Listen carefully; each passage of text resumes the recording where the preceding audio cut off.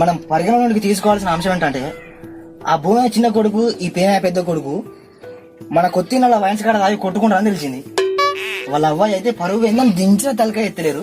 చెప్పండి అల్లి గారు, ఆ లొల్లి గల్ల కారణం అని చెప్పండి. ఇది కేవలం కేవలం అంటే కేవలం నీళ్ల వల్ల జరిగిన లొల్లే. నీళ్లే. నీళ్ళ వల్లనా? You mean water?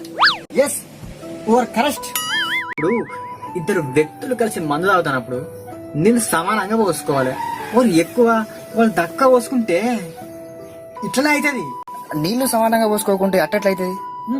ఇప్పుడు బాధలైన బర్రె బొచ్చున గొర్రె అన్నది ఎంత నిజం, నేను చెప్పింది కూడా అంతే నిజం. అదే అట్లెట్లయితే అంటానా. ఇప్పుడు నీళ్ళు ఎక్కువ పోసుకున్నా తక్కువ పోసుకున్నా తాగితే కడుపులకే పోయేది.